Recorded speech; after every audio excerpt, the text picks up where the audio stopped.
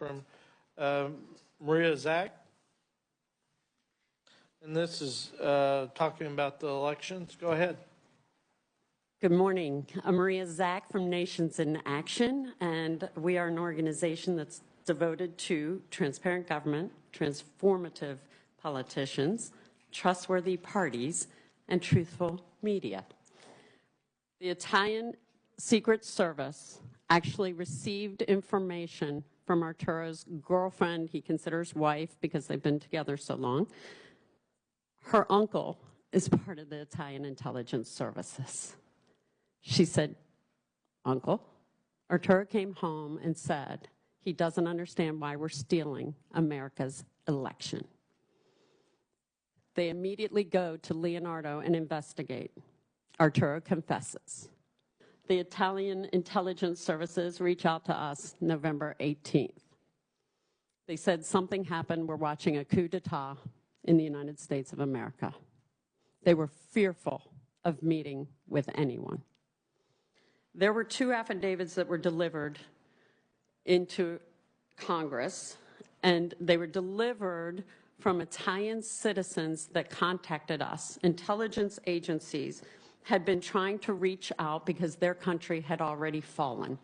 And that is what is happening around the world. The intelligence agencies are watching corruption and China come in to their countries and buying off politicians and hiding things and using fraud to do amazing efforts to take over and own property and, in some instances, countries.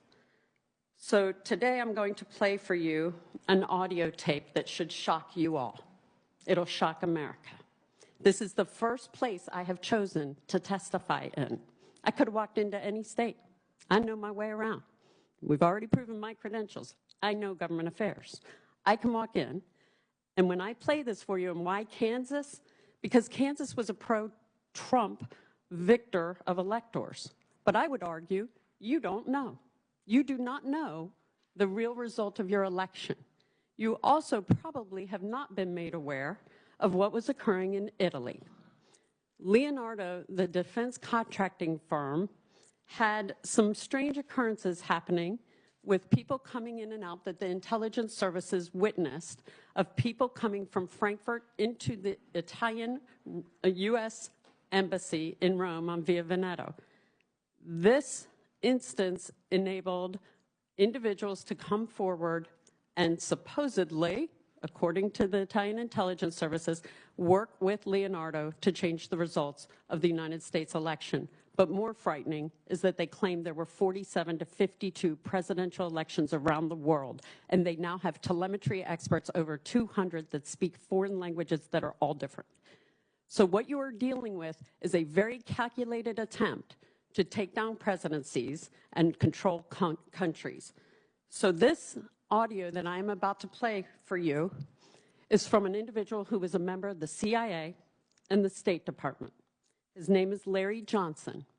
Many of you may not know, but I am the person not only who hand-delivered that letter to Donald Trump on Christmas Eve in 2020, telling him who stole the election, where they stole it, and how they stole it. And my #1 goal was to bring back one of the people who was in the satellite center. His name was Arturo Delia. My goal was to rescue him and bring him over to America because he was willing to testify. There were people that would not assist, that I thought would assist, but what was most shocking was this voice recording that I will play now.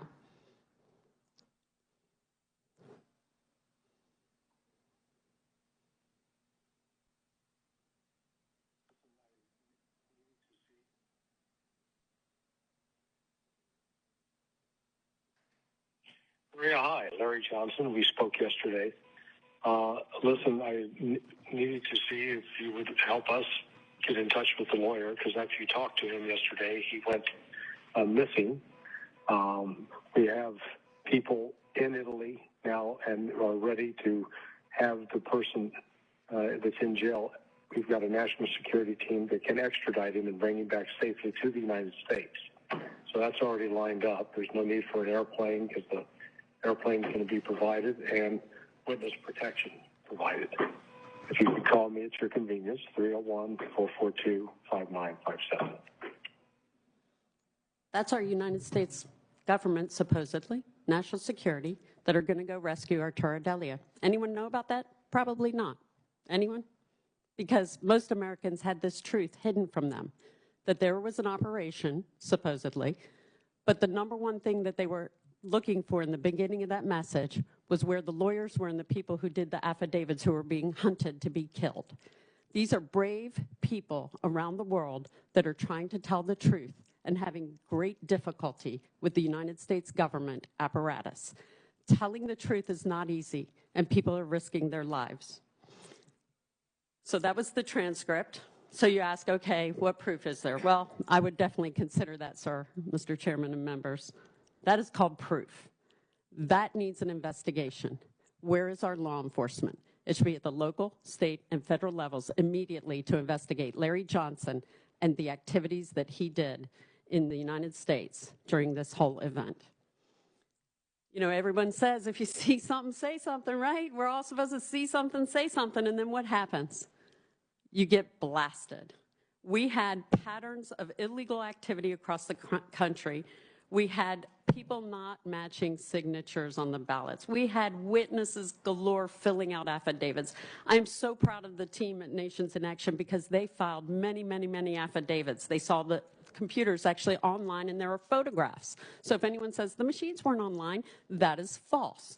So these witnesses that have come forward have also identified over 35,000 illegal cross-county voting just in Georgia alone, and that relates to President Trump's talk with Secretary of State Brad Raffensperger, where he was saying, I know that there are votes there that were illegally cast. He was right. He is actually vindicated in the proof today because the cross-reference with the state documents and the U.S. Postal Service feed shows that these people did not live where they actually voted. Those votes should have never been counted. Now we have illegal votes that are cast using fake residences and business addresses, photocopied identical ballots and stacks fed into tabulators, and many fake, unfolded, unmailed absentee ballots. Of the thousands of affidavits just filed in Georgia alone, would you like to know how many arrests were made? Zero. Zero. All those great citizens who we ask to do us a favor and help us do our right to vote, to go and volunteer to work polls, had no assistance at all in having a free and fair election, and they witnessed the failures of America. So now you should be asking me, who are the people in Italy, Maria? Who are they that actually coordinated and conspired? Because this is where we really break things down and show you the proof of what occurred. Stefano Serafini on your left is actually a member of our State Department who retired just days before the election. It is said that he, in an intercept, it was picked up that he was retiring so he wouldn't lose his pension should he be caught. He was coordinating with General Claudio Graziano. General Graziano is also, at the time, was the EU commander. And they were meeting across the street at the St. Regis Hotel, and it was with Ignazio Moncada, who is the CEO of Fatah, which is Fatah SPA, which is a subsidiary of Leonardo, one of the largest defense contracting firms in the world. They are the largest in Italy, and they receive numerous United States military and intelligence contracts. That should frighten everybody right now. Now, they were meeting in his hotel, and in March of 2020, they were coordinating this plan. The Italian intelligence services actually provided me with the cell phone number for the go order, and it goes to General Graziano. So then you ask, well, they concoct the plan, they have to go get the IT guys. Who's going to do it? Well, they already had a guy. His name is Charles Robinson. He is a telemetry expert. He came in a week prior to the election of November 2020. He uploaded mil-spec software, and he had traveled from Frankfurt. He was working in there with Arturo D'Elia. He is an IT guru in Italy. He's known as the smartest. The Italian Secret Service actually received information from Arturo's girlfriend, he considers wife because they've been together so long. Her uncle is part of the Italian intelligence services. She said, "Uncle, Arturo came home and said he doesn't understand why we're stealing America's election." They immediately go to Leonardo and investigate. Arturo confesses. What they don't know, what Arturo doesn't know and anyone else, the Italian intelligence services, with the help of the Finanza Guardia, were conducting the investigation, and they said they were there to check for financial fraud. So they were checking all the other employees saying, "Hey, you got anything? What's going on around here? Any financial fraud?" And one guy was a little nervous and he said, "I don't have financial fraud, but something strange happened in the satellite center I'd like to confess." There was actually a second person in his name we had named Beta. Beta confessed to the Italian Secret Service, corroborating the entire story that Arturo D'Elia told to the intelligence services of Italy. This is Arturo. Arturo was hiding in the facility for 18 days while I tried to rescue him. I am just a citizen. I am not agency. I shouldn't have to go do this for my country, but I will bleed for my country. And I had an opportunity to bring the witness and try to rescue him before he would be murdered leaving Italy. For 18 days, we hid him. And I personally funded and took money out of my retirement to do this. I can tell you that I was at the last straw, made a recommendation in the beginning of December to drop an article in Italy because I didn't know what else to do. I couldn't get to anyone. And I have 30 years of experience, and I had to wonder, why is it that a lot of the elected officials I went to are so afraid of me coming out with this information? It didn't matter if they were Democrats or Republicans, because I know everyone. I know Stacey Abrams. I know Brian Kemp. I know them all, and they have known me for years, and they have known me to be a very honest person. I will bleed for my country, and I will not cover for my party or any individual that I consider a friend, because we are at war, and that is what America deserves. So I dropped the recommendation and strategy to drop the article in Italy. The day the article dropped, all hell broke loose in Italy. They immediately put out for the arrest of Arturo D'Elia, and they arrested and jailed him. They fired their head of cybersecurity for the country, and they fired the head of telecom for the country. Oh, just on one day when I dropped one little article. Isn't that amazing? I'm sure that's just totally pure coincidence.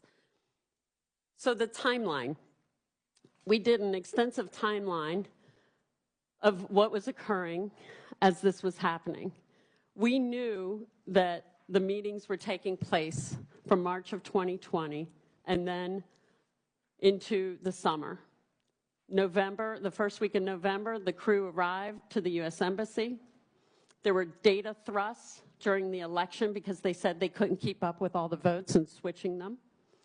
It was through the use of the Galileo satellite that was taken offline to load the mil-spec software. And let me make it very clear. I also own an IT company. I have friends who are both SEAL Team 6 former members that are communications and IT specialists. You have a document in your folder that explains how the satellites can be used. There are many methods. Anyone get Dish Network? Anyone get satellite TV? It's the same thing. So I'm going to make it real easy for you because I tell you, IT can be a bit complex. And so they loaded the software, they used it. Arturo goes home and tells his significant other. The Italian intelligence services reach out to us November 18th. They said something happened, we're watching a coup d'etat in the United States of America. They were fearful of meeting with anyone. The Italian government heads changed and did the arrests of the Sparkle Telecom and CERT. And then the CIA operatives fled immediately from the embassy the same day as the article dropping. That is not coincidence. This is one of the gentlemen, if you notice the sneaker, same guy. That picture is from the United States Rome Embassy. Nobody can get that picture unless you're Italian Intelligence Services. The camera is super high up. It is a secured facility, secured item. They sent me that photo. They were sending me documents and sending me photos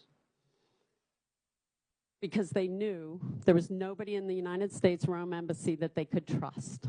And that is a sad, sad, sad day for America to wake up to this reality. It is not partisan, I will remind everyone. This is a whole different operation and a whole different war we are fighting. These are the other operatives that were fleeing on that day. They told the ticket agent that they were returning back to Frankfurt, which confirmed everything. Leonardo actually had their facility, their secure facility for all of their cloud services in Frankfurt, and they recently moved it. But at the time, it was in Frankfurt. They're also looking at renaming Leonardo and breaking it into pieces as we speak. Sound familiar? Maybe something that used to be called Facebook? So then we have the gentleman in the center. There's a gentleman with a very large bicep. And you would say, why do we care about that gentleman's bicep? We care a lot about that gentleman because that gentleman is out of Canada. He is not an American, he is Canadian. These gentlemen, this one in particular, we received a tip immediately that this gentleman, Charles Robinson, had confessed to stealing races in Arizona as early 2000, including Janet Napolitano's race for governor. He returned back to Canada with a brand new sports car and confessed to a fellow coworker while he was working at one point for Dominion. Then he was not working for Dominion. Then he went back to Dominion, and then he left and was working for another company. This gentleman has an extraordinary large bicep. He's very well known by this source. This source worked with Canadian law enforcement, who seem to be a lot more willing than our federal agencies, and they started tracking the gentleman. The sources claim that this is the guy who is so brilliant as a telemetry expert that he was able to load the software and change the votes. He now has 3 women, and there are people hunting him because people have followed my work, and sadly, some of them have done things that are, in my opinion, treasonous. They have gone to Italy under the guise of collecting money to go do an investigation on Italy. And they've taken this information and gone and gotten massages, rented villas, and they've also gotten people inspired to go hunt this guy down, as well as Stefano Serafini from the U.S. Embassy. Serafini is still in Italy. He does not return to his McLean, Virginia home because he knows there are Americans looking for him. In my opinion, that was very wrong to incite Americans to go after and hunt these people. But Americans are desperate for politicians and law enforcement to do something. So I beg of you to work with law enforcement and make something happen after this presentation, because there's too much proof to not have it happen. Now for Alexander Nix. That name should be familiar to all of you. He was very involved in races in 2016 and prior.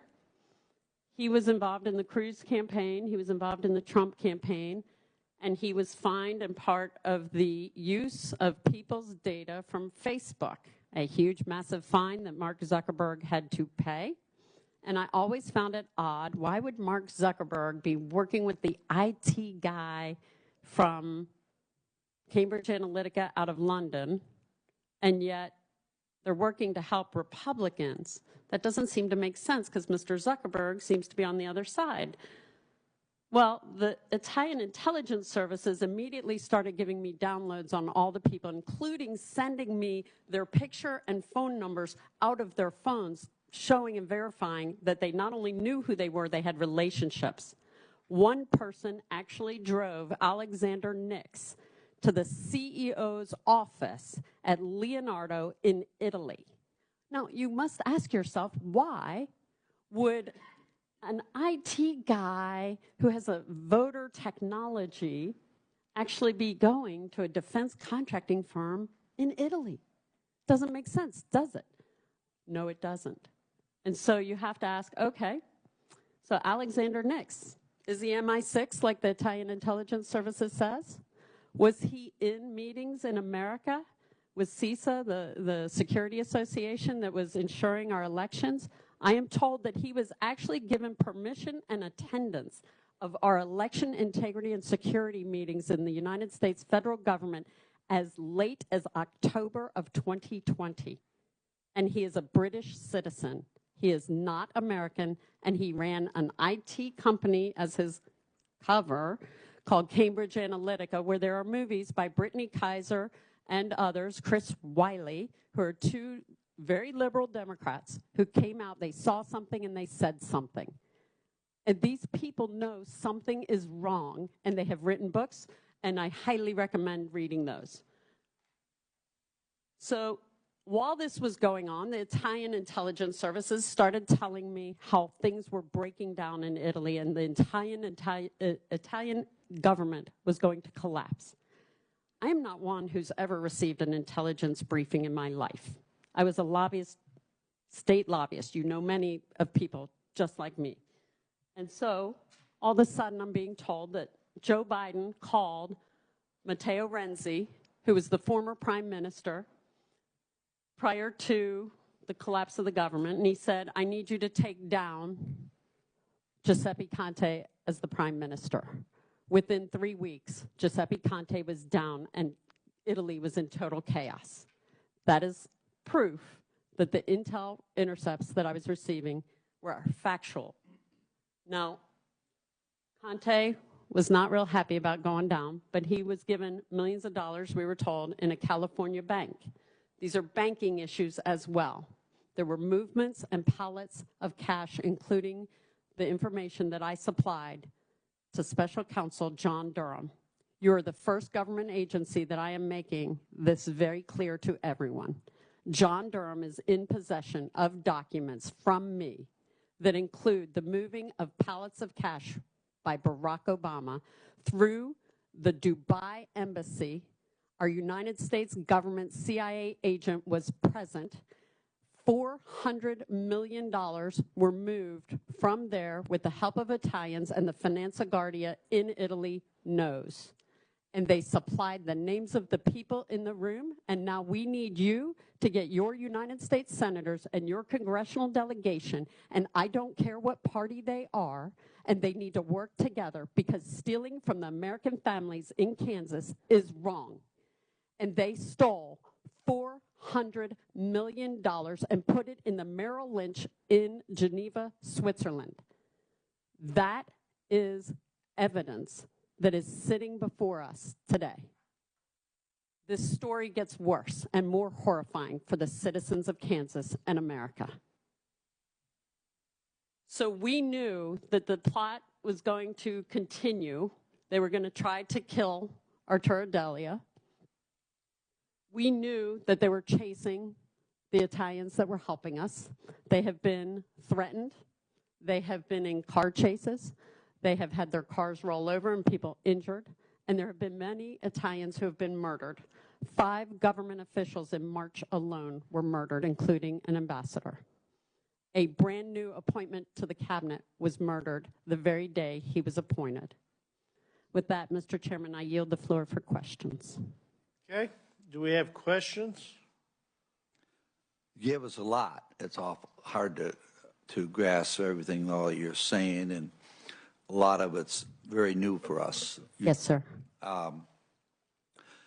Going to Italy and the Leonardo, if I understanding what you're saying, is that satellite there can send the codes, and they can affect and change elections, not only in the United States, but around the world. Did I understand that correctly?